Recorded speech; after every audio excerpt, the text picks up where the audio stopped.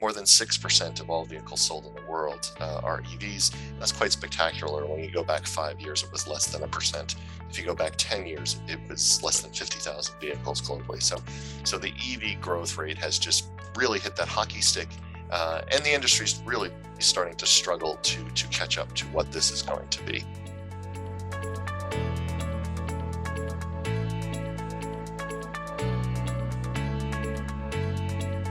Welcome viewers catching up on this review of the EV market and battery cell technologies. We'll be providing you some insights for our one-to-one money investment America's online content. And I'm very pleased to be speaking with leading expert Ken Hoffman, who's senior expert at McKinsey's Basic Materials Unit. They're a leading strategy consultancy firm, and Ken's based in the US, but traveling all over again, and is deeply ingrained within the automotive sector. So Ken, I'll pass it over to you, and thanks for taking time to present for us today.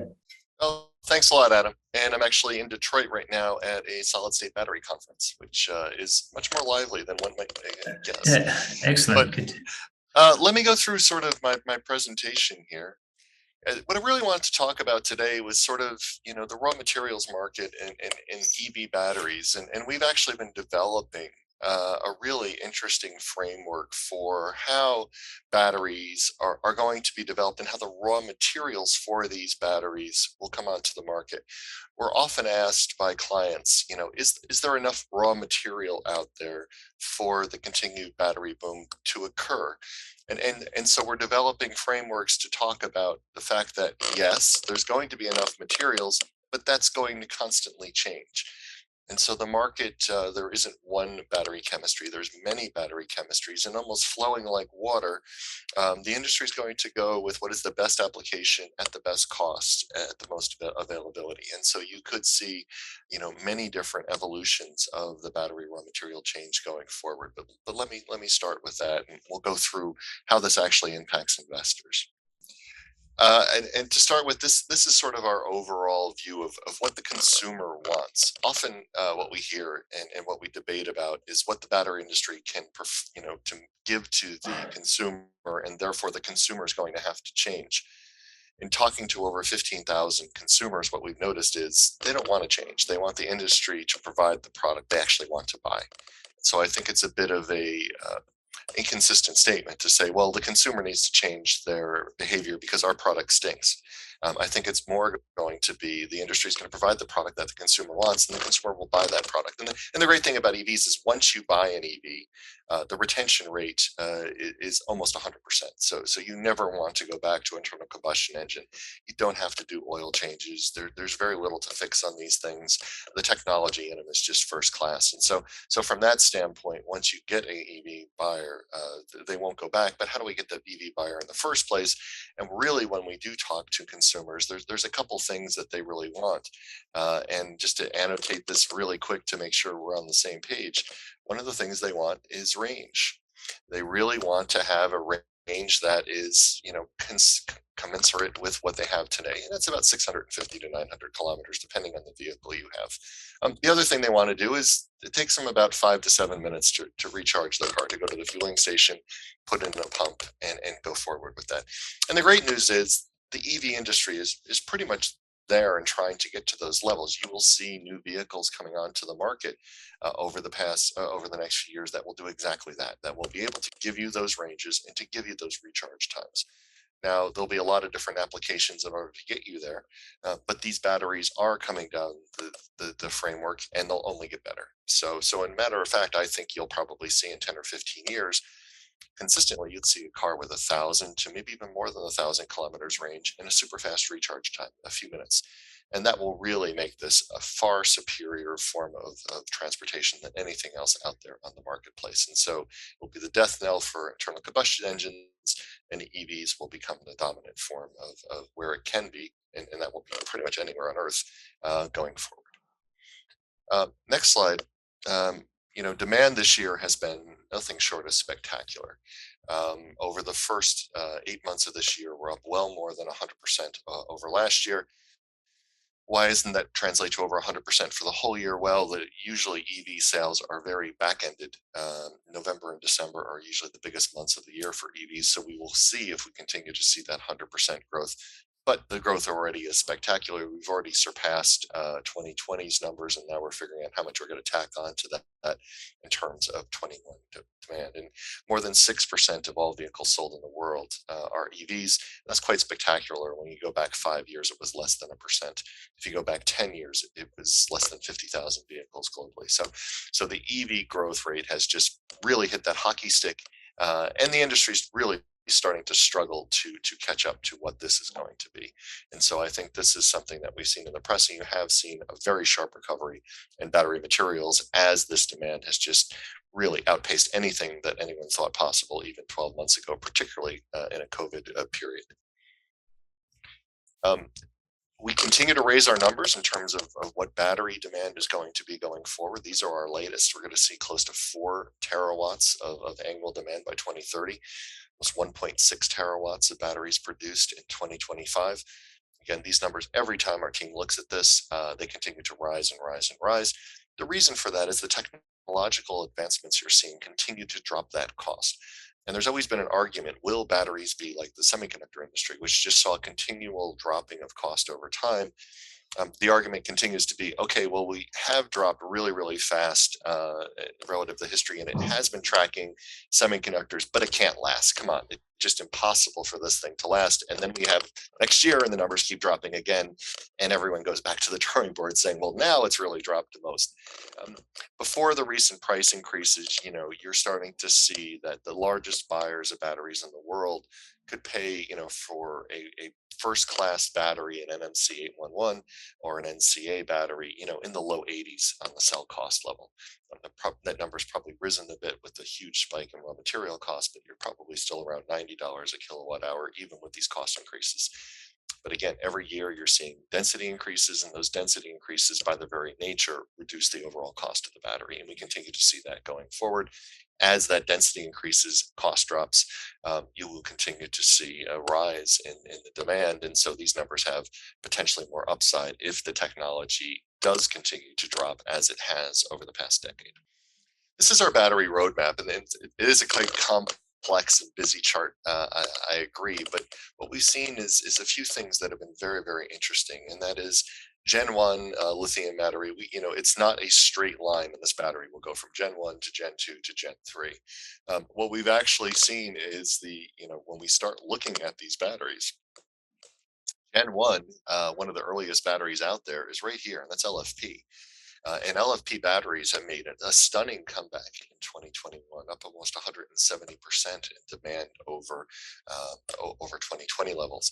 Um, I think there's been a knee-jerk reaction by a lot of analysts out there saying, "Oh, the whole market's going to go LFP." LFP mania has sort of become the craze. But let's go through why LFP came back this year. LFP has, its density has not really changed. So it was a pretty poor density before, 170 to 180 watts per kilo, relative to the 260 to 280 watts per kilo for an NMC battery. So it's quite poor from that standpoint. However, um, one of the really creative things that we've seen from engineers is the ability to put more chemicals in the same space. And so one of the things we've done here at McKinsey is we have torn down more than a dozen EVs globally over a period of time. We've torn down quite a few Chinese vehicles, all the way down to the molecular level on the cells. And what we found is if we looked about 4 or 5 years ago in LFP batteries, the cell only contained about 45 to 55% chemicals. The rest was all the packing and everything else in the batteries. Today's battery, owing to something we call blade technology, or they call blade technology, they've upped that number to 80 to 90% of the cell is actually chemicals.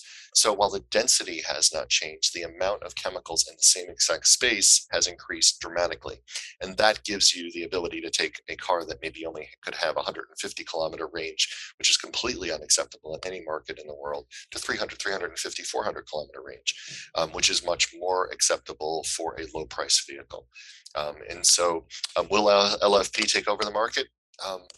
Probably not.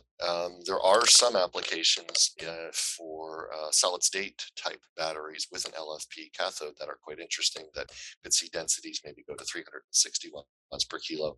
But long term, you probably will see NMC continue to be the high density leader in this marketplace. And therefore, you'll have a segmentation of many different markets. And so rather than seeing, just a straight line going forward like this, what you're going to see is just what does the consumer want? And so we may need some batteries here, we may need some batteries here, we may need some batteries here, we may need some batteries here based on cost, based on application, based on a lot of different areas. And this is really important from a raw material standpoint, meaning that there won't be one raw material bottleneck. We can see, short instances of very high prices, as we're seeing today, say with what's going on in the lithium price, for example. And we have seen a concern on our part on the nickel price because nickel really is in most of the new battery technologies. But remember that this is constantly evolving. There will be changes, and that these prices, will likely be more transitory than persistent. The oldest phrase and my favorite phrase when looking at commodities is the cure for high prices is high prices.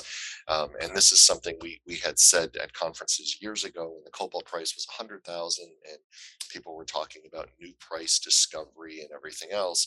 $100,000 cobalt just does not work in the battery industry. And so what we saw was chemists and companies just really try to reformulate these chemistries to take the cobalt out, which is exactly what they did. That's not meaning that cobalt will go to zero. We still see some demand for cobalt, but it won't come to the point where the entire industry will stop. It just doesn't work for the auto companies to say, hey, we're done. The price is just, we'll go higher and higher and higher and higher. There's nothing we can do about it. This industry is so young. There's so many technical capabilities that you will see a shifting of technologies based on cost. And that's exactly what happened this year.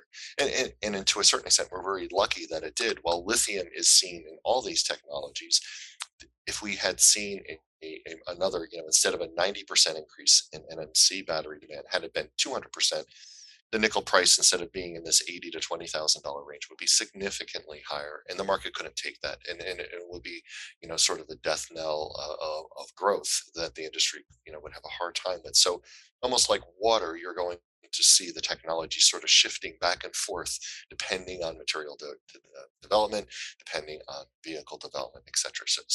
So it's going to constantly shift, and it always is going to be dependent on technological advancement and material availability. And trust me, the automotive companies are not stupid. They're not going to, build a technology that just can't be fulfilled by the raw material market.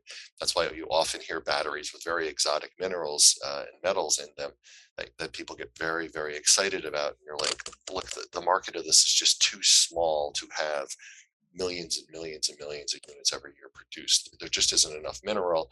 So the automotive companies may say, hey, that's a really interesting battery technology. Boy, it would be fantastic. However, unless you can add, 10,000% to the material supply, we just can't even try to go down that road because we know we'll be stopped by material availability. And so that's something that we'll see. It doesn't mean that some of those really exotic batteries won't find a place in the marketplace. But again, they're always going to be niche type oriented, and there's going to be certain areas. So certain battery chemistries that are very nichey, but maybe work in a super cold climate or have a really, really fast recharge time. And all these different batteries, out there. So there will be a home, but again, this chart will only it has become very complex over the years as we built it. It's going to become more and more and more complex, and there's going to be so many different batteries and so many different chemistries out there. So expect that to happen going forward. One thing we get asked an awful lot about, and I'm currently at a solid state battery conference here in Detroit, and we'll be speaking tomorrow actually at that conference, is solid state battery and what's going on with solid state battery. Now, from a technical standpoint, would you rather have a battery where ions flow through something liquid or something solid? You would rather actually it go through something liquid rather than something solid.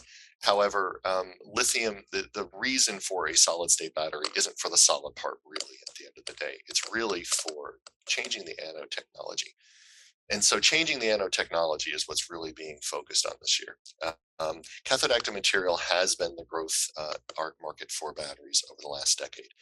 Going from an NMC 111, which was 33% cobalt, 33% nickel, 33% manganese, to a battery today that, the Ultium battery that General Motors is talking about is over 90% nickel and only a few percent cobalt. The cathode has been the material that was sort of the easiest for the chemist to try to work on. However, there is a problem with the anode. The anode today is graphite. Graphite is great. It's stable. It's known. It's well understood in the market, and it won't go anywhere anytime soon. However, if density and cost reduction is something I want to look at, and density is going to be the thing that I really want to have, and other things like fast recharge, etc., there's going to be other anode materials that are going to be used. And those anode materials could easily be silicon. And you have seen like a company like Sila come out with their battery that they announced last week. That's a silicon-based anode, and there's a whole bunch of other companies out there that are looking at silicon. Tesla and others have talked publicly about silicon anodes. Silicon, what it is it can hold 10 times the amount of electrons that graphite can. So that's a really compelling effort. The issue with silicon often can be the swelling that occurs. Silicon's, the way I explain it to clients is almost like a balloon, and that balloon expands by 300-400% when it's full of electrons, and then collapses when it's discharged. That constant expansion and contraction has caused a problem of the cracking of the anode over time. So trying to get to very high cycle time is something that you've seen. Can that battery last? The industry standard is 1,500 to 2,000 cycles. Can it get that many cycles out? Because that's what the consumer expects. The other part for silicon anode, the other issue that you hear on the marketplace is, can it be fast charged? Some silicon anodes you hear in the marketplace have a very difficult being super fast charged. So when you talk about, and the way we talk about charging in the battery industry is the C rate. 1C means the battery can be charged in 1 hour. 2C, you divide the 60 minutes by 2, so a 30-minute charge. And you start hearing about things up to 10C, so a 6-minute charge.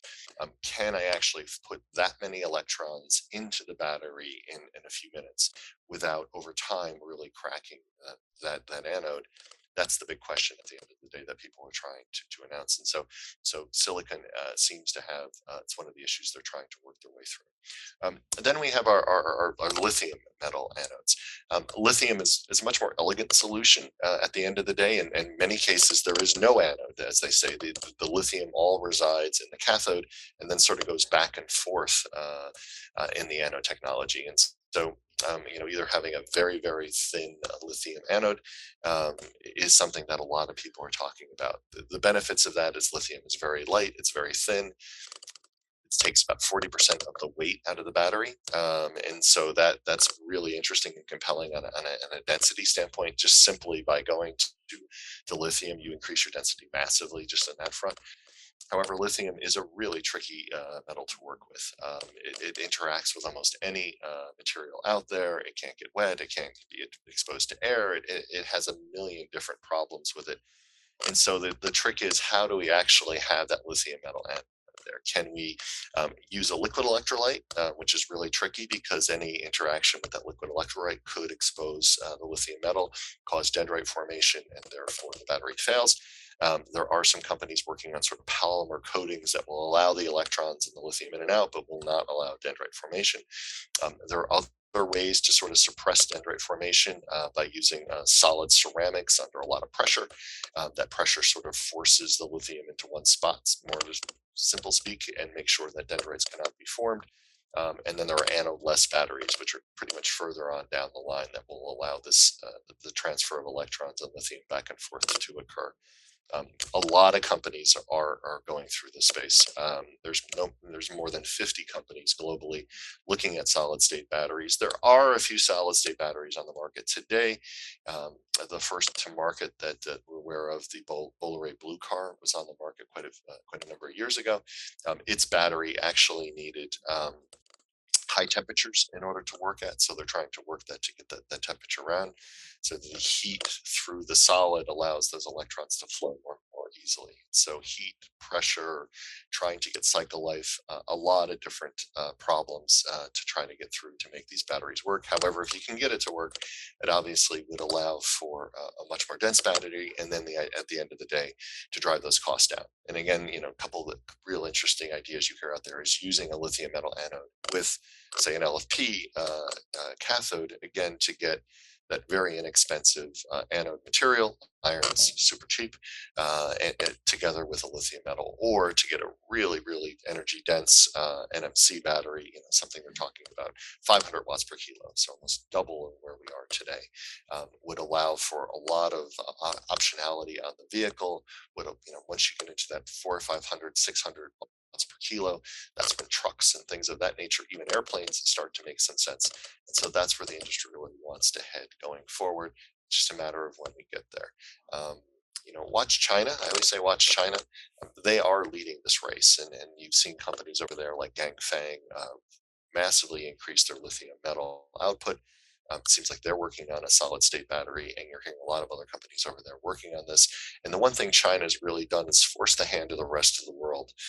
For example, we had not thought a few years ago that NMC 811 batteries would be prevalent till 2025. We were wrong. And when we started to tear down Chinese batteries in 2019, what we saw was 20% of the batteries already had 811 in it. So we quickly needed to change our forecast. And that's, going forward, you'll see our lithium forecast. We really see lithium metal coming to market by 2030 in a very material way, which again is a bit different than some other folks out there. But we really see this change going forward. Overall, the densities, this is sort of the timeline we see where densities could go. And you can see that density is just rising and rising and rising. As that density rises, cost in general, as you get large scale application, tend to fall. And so this is sort of it. I did put in 2021, there are some LFP batteries that are claiming up to 200 watts per kilo. But again, all these technologies continue to see improvements in density, a lot of additives, a lot of binders. They're getting much better on the electrolytes. So there's a lot of different tweaking that is going on. The question is going to be, are we going to see a perfection of the current technology, or are we going to see another leap forward? So, the kin is going from the vacuum tubes to the transistor to the semiconductor. Am I going to make the best, vacuum tube, or am I going to make a transistor? A huge leap in technology that then sort of overtakes the industry over a few year period. How long between these transitions is the question that we grapple with every single day. But when we do see that leap to the next technology, that new technology will probably take over pretty quickly. And so if we do see a movement of the perfect silicon or lithium anode material, you'll probably see a pretty rapid changeover in the industry, just because particularly in the EV section, what I'm selling my car on is range and recharge time. That's the number one value proposition to the consumer. And so if we do see a new technology take over that people believe is superior, that move will be much faster than I think the market recognizes. Chemistries, as we said, there will be, and everyone loves this web chart. There will be different technologies for different industries. If I have a scooter, I may want a super fast charging battery that maybe doesn't give me the range, but you don't really need the range because it's a small vehicle and you're going to get quite a bit of range on it anyways. And some, if I'm looking at a high-end luxury vehicle, I may want to, I'll pay extra for it, but I really want massive range and very quick recharge time. So all these things are sort of, going forward. So some batteries may be swappable, particularly at the mine site. You're seeing a lot of companies go, hey, I can just have battery packs and just between shifts change the batteries. They're already charged, go on to the next shift. I don't even have to worry about charging. I'll just do a regular slow charge, but it'll be a low cost battery that I can swap in and out, etc. Especially if it works at high altitudes, low temperatures, etc. Overall, this is our anode shift. This is something that we have our own battery models at McKinsey that we try to look through which materials will be used where. You can see our very large increase in lithium metal in 2030. So that's when we really see between 2025 and 2030 the big switch over to a lithium metal anode. The cathode material continues to shift. A lot of different variability, a lot of different chemistries out there, and how this will shift over time and how our view will change over time. A lot of it will come down to cost and availability. So if nickel prices were to go to all-time highs, 50, 60,000, which they have in the past, this will all change, because again, the market will try to move to other chemistries. Very interestingly, you did see 2 weeks ago the S-Volt announcement of a high manganese battery cathode. And high manganese is one thing a lot of people are looking at. There's a lot of different additives, niobium, other metals out there in order to make these batteries work. And so again, you're seeing the industry trying to give itself as much optionality as possible, depending on where prices go. So that's it. Looking at the value chain, the industry is interesting in the way it's going. You're seeing a lot of the OEMs really go up the value chain. So much so, you've seen Tesla announce that they're planning on building a lithium hydroxide facility in North America. They're planning on making their own cathode active material. Again, it's going to be interesting to see how the OEMs work their way on the value chain, because what's important to them is that battery and that battery technology. A number of the automotive companies have said they're going to make their own batteries. And if that's your real competitive edge, can you outsource that to somebody else, or do you really have to bring it in-house? If you have to look at, and we'll talk at the end of the speech, sort of ESG requirements, if raw material availability and ESG requirements are so important to you, how do you lock up that miner? When we talk to mining companies, we really focus an awful lot on ESG, because the automotive companies are demanding a very strong ESG footprint. Many reasons why the OEMs are demanding a strong ESG footprint. One is the regulators are sort of telling them, we're going to probably tax you on your carbon input on that car, probably by 2027. And that tax will be very, very significant. There's the perception area, who wants to make an EV from materials that, really destroy the earth. I mean, the whole purpose of going here is to try to make the earth cleaner and lower CO2 footprint. So understanding how that works, and what you're seeing from a lot of the OEMs, is they really want to get involved with the miner at the mine site, at the processing facilities, to really understand how this process works, and to really work with them to make sure the detriments are as low as possible, the ESG footprints as good as possible. And so how we see this interaction is really going to change going forward. I don't have on here the profit pools, but what's interesting is who's made money so far. It's been the miners and the refiners. The cell companies have actually been money-losing businesses. Even though it's a huge value pool, cell businesses by and large lose money. Recycling is something that also loses money. That's a lot of people are very excited about it, but it's just a small industry. Really pilot scale businesses now, and won't really be something significant really for quite some time. The biggest recycling material actually comes from two things today. They don't come from used cars. They come from the cell plants themselves, which can have very, very high reject rates. We've heard cases up to 30% reject rates. And unfortunately, they come from recalls. There's been some pretty large scale recalls out there, and those batteries will need to be recycled. But those are the areas of recycling that are really big today, not what you might think is just the car gets old, because cars last about 10 years. And if I go back 10 years, 40-some thousand vehicles were produced. Most of them are probably in a museum someplace rather than even being recycled. So the raw material flow is just very low.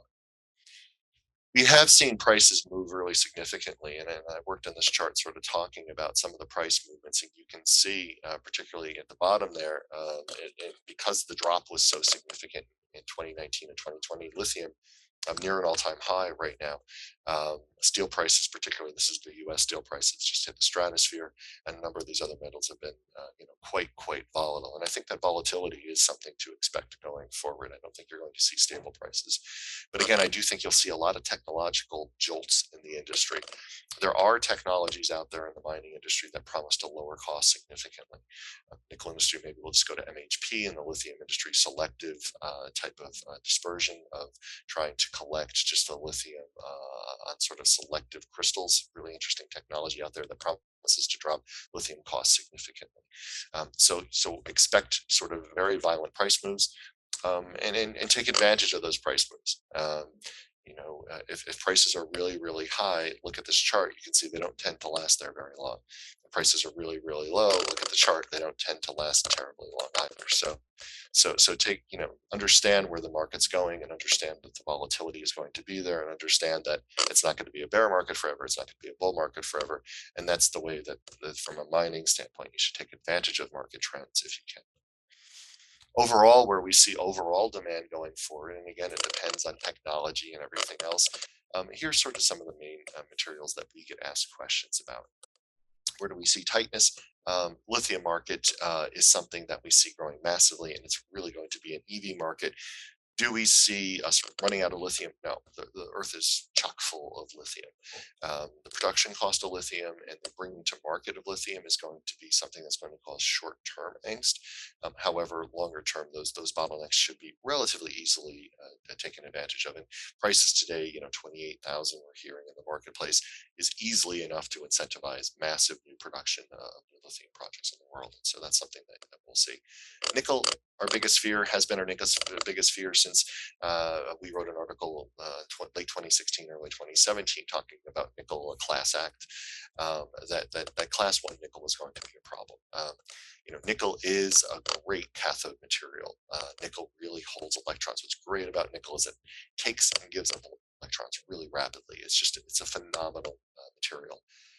However, there's only certain types of nickel that can be used. We call that class one nickel. Can class two nickel, which is usually a pig nickel, ferronickel, can that be converted into a class two? Of course, but at what cost and at what ESG footprint?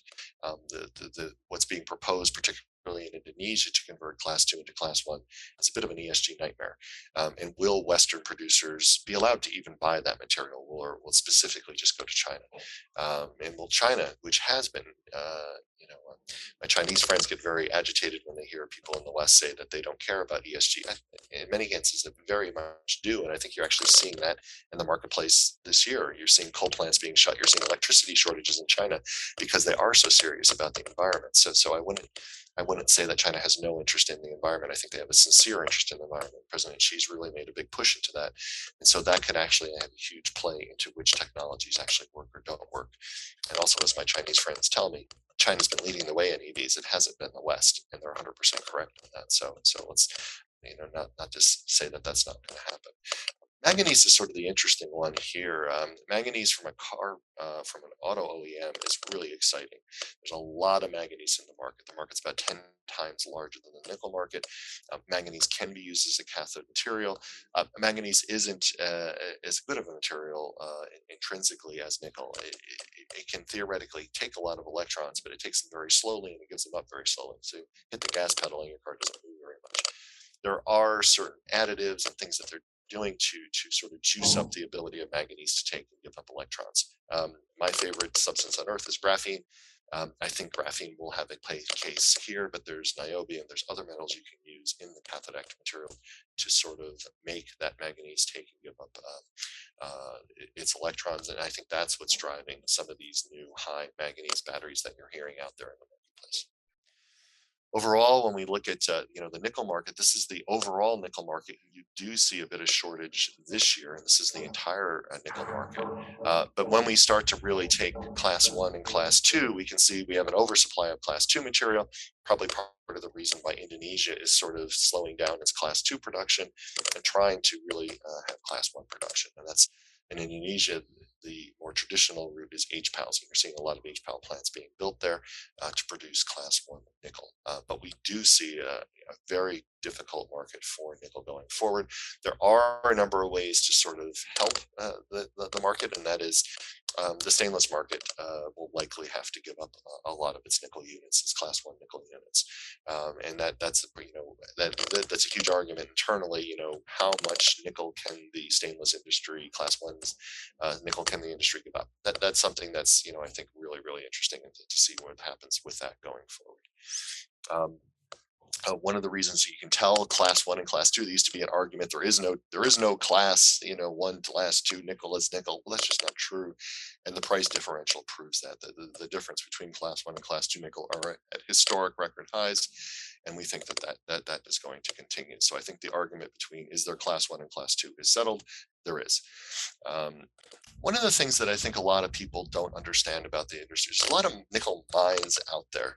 The question is, how can you refine that nickel? And one of the frustrations I hear from mining companies is, I have a great asset, I can produce it, but there really isn't anyone to refine it unless I ship it to China. And since a lot of regulators have been talking about localization, one of the things we think is really important is that there is support for nickel refining operations. And so that's one of the big issues out there in the marketplace. And so how do we fill that gap that we see in the class one nickel? One of the things I would stress to governments is if you want to make investments to ensure a localized value chain, start one looking at the refining industry, because there are very few world-class nickel smelters outside of China, and they're relatively few and far between, and they generally are quite full. So how can they actually, expand capacity, either expand capacity at current refineries and support that, or build new refineries that are ESG compliant? And so that is going to be a major issue going forward. It's not just the finding of the mines. I think we get so caught up in there's no mines for nickel. There are, but how that's going to be converted actually into product is going to be something really to look at going forward.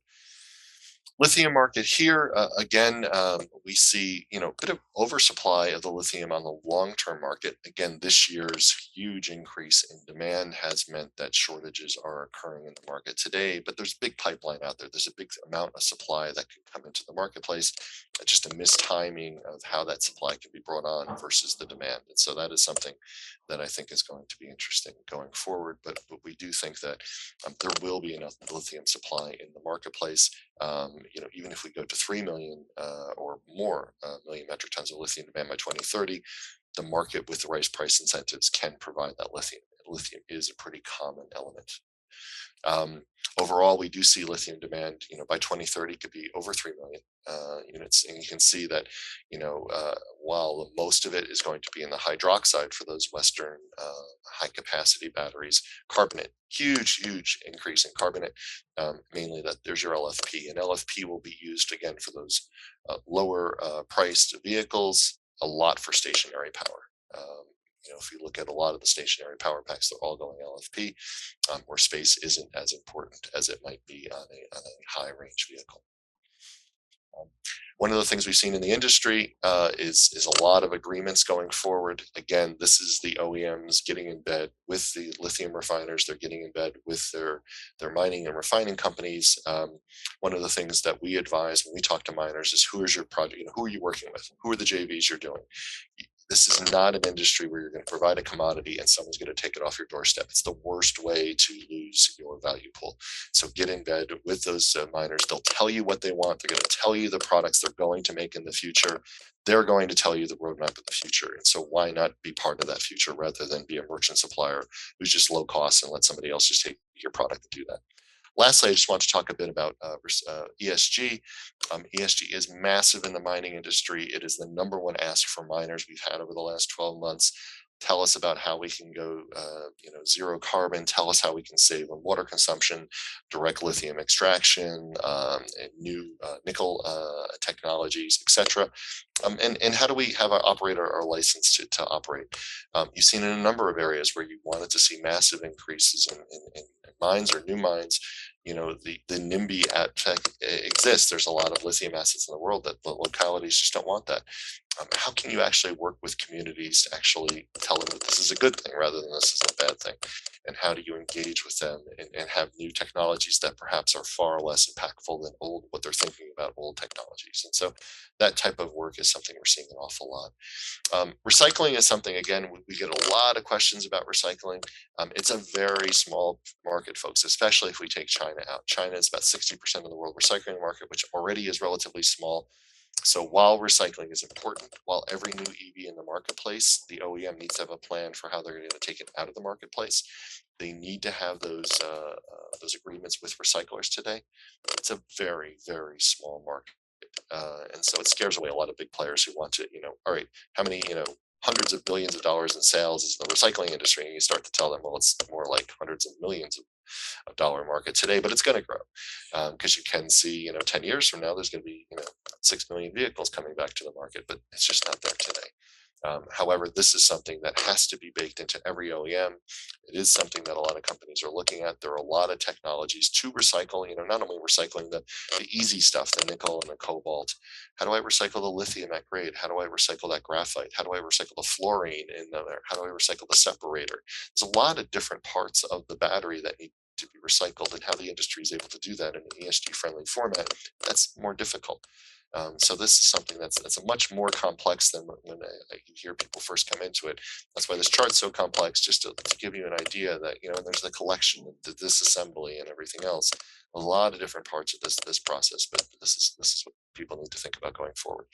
However, the big gain here is from an ESG standpoint. Obviously, recycling the material is going to have a far, far lower ESG impact than virgin material. I have an NMC, 90505 battery. It's pretty easy for nickel miners to say, 90% grade. I sort of like that. It's pretty easy for me to mine that. So you do tend to get a much lower ESG footprint from those batteries. And the amount of batteries will someday become big. And this just sort of proves it. You'll see, 30-fold increase in recycled batteries by 2030. Big question is you're going to have to wait 10 years before that occurs, but it will, just because we can see that going forward. With that, and hopefully I didn't go over, Adam, I just wanted to end my speech and see if there's any questions. Yeah, spot on, Ken. Excellent. It's really fascinating to get the update, and very, very thorough in a short period of time to cover quite a lot. Thank you for that. Yeah, I had just a couple of questions that I thought that we've sort of taken from other sessions or that were from some webinars recently.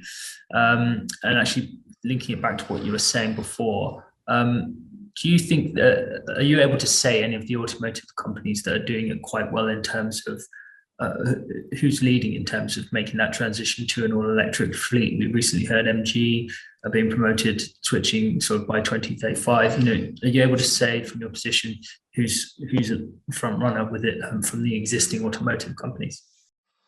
Well, I mean, I think, not really going specific companies, but I think you can, one of the things you like to watch is there's a lot of these websites that do what I like to sort of, be a bit of a popcorn, what I do on weekends is what are all the new models? What are they offering? And how compelling are their offering versus others? So look at, there are actually some pretty cool websites out there that show, here's the range of all the current and new models, and most of them have them out like next 3 years. What is the recharge time of those batteries? And so I think what you've seen is one of the things interesting is if you do have, the industry leader obviously is Tesla. If you notice, most of their cars up until really now have had the longest range and among the best recharge times. So as you sort of look at all these companies, look at how those batteries stack up versus their competition. That's going to probably tell you who's going to be the winner and who's not going to be the winner. So if I come out with a slow charge battery that only gives me, 350 kilometers, that likely will not be terribly successful in the marketplace unless it's incredibly cheap. But if I'm going up against companies that have 600-kilometer range and really quick recharge time, you can almost sort of see who may be the winners and the losers in the marketplace and sort of stack that up. And that changes a lot. Sometimes you won't see a company out there, and then all of a sudden, they have their battery day. And that's one thing, I also like to do is these companies have been, since Tesla did their battery day, it seems every other automaker has to do their battery day. All act like Steve Jobs, and they all release, their graphics and everything.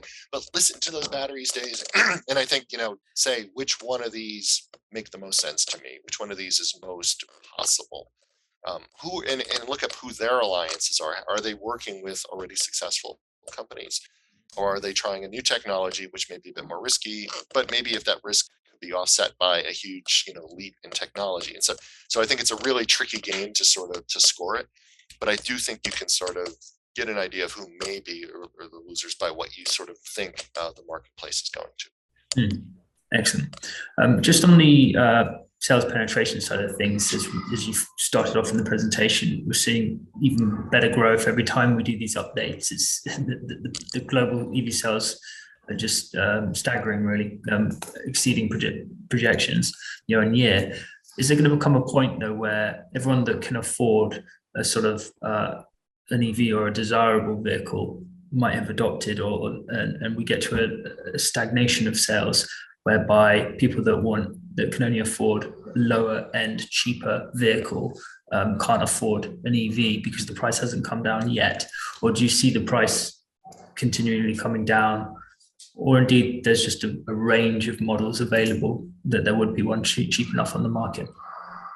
I guess my biggest fear is I see the opposite. I see the tipping point where sales just take over the entire market very rapidly. Right. The move to EVs is cataclysmic for a lot of reasons. Mm. So, for example, your auto dealerships make their money fixing cars. You're going to see them all close because these Mm. things don't these things don't really need to be fixed, right? Mm. Petrol stations don't usually have very thin margins.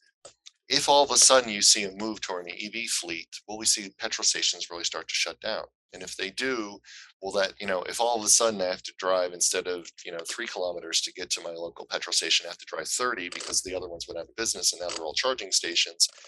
Will we see a very, very rapid changeover? And so I'm almost worried about, so if we see like we did this year, this 150% growth, um, what does it do to the charging infrastructure? What does it do to dealerships? What does it do to Mm. petrol stations? Like, I think that may be as the price declines. And when we do talk to new battery technologies, they're all talking about costs coming down, down, down, down. So having that cheaper and cheaper, better and better appointed vehicle, where you can charge them in a few minutes, where they can give you, weeks worth of charges, that type of, at a reasonable cost vehicle. You could see almost the opposite, where it just changes so fast.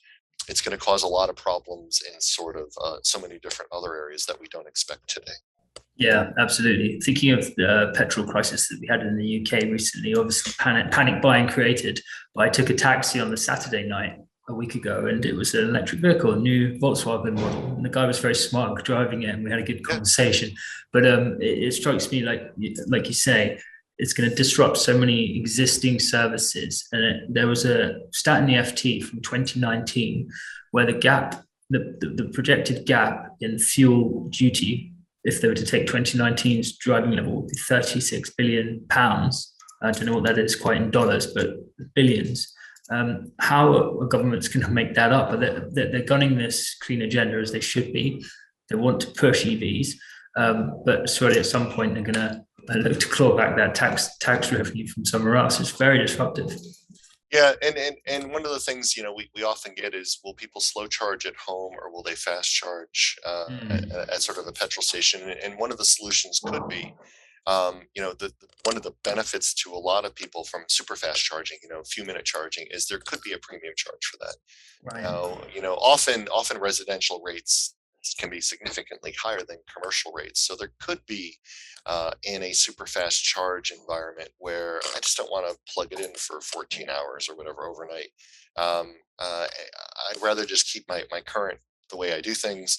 Mm. And that way, if super fast charging, I would encourage governments to really go after super fast charging, because that's one way they can collect the revenue. It's a lot easier to collect that revenue from a charging station, centralized Mm. with a big corporate behind it, rather than raising the residential electricity rates, which is something I think most governments are adverse to do. Yeah, that's very dangerous. Yeah, if you want to keep receipts.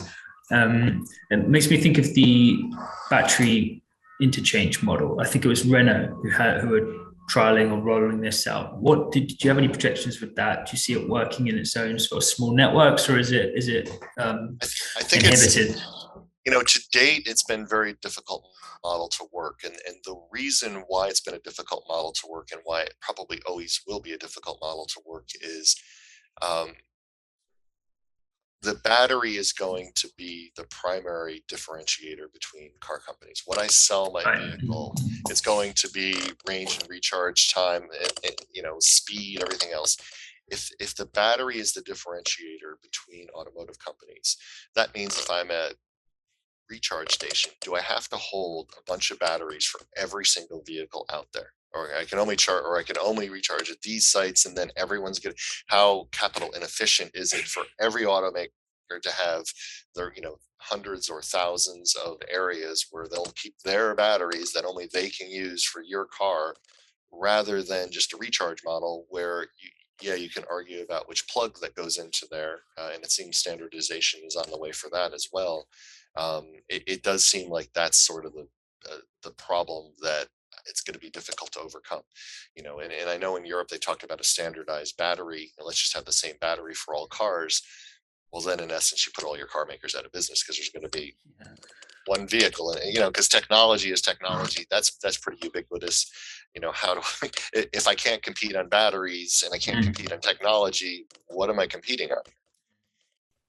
But regionally, it doesn't work anyway. If you think about the temperature difference between southern Spain and northern Sweden, for instance, you're going to need a slightly different chemistry to perform in those environments. Exactly. So there's a lot of challenges. I sort of get the fact, and then again, depends on the technology. If the quickest recharge I can get is an hour or 2 hours, switching your battery in 5 minutes makes all the sense in the world. If those batteries can charge just as fast as the switch, well, then I don't see the. So how the technology moves will have a big impact on that market. Excellent, fascinating stuff. We could go on, lots to discuss, but look, we're doing a panel coming up, so we'll get viewers to look out for that. Ken, thanks very much for your update. I'll let you get back to the conference in Detroit. Have a great day. All right, thanks an awful lot. Thank you.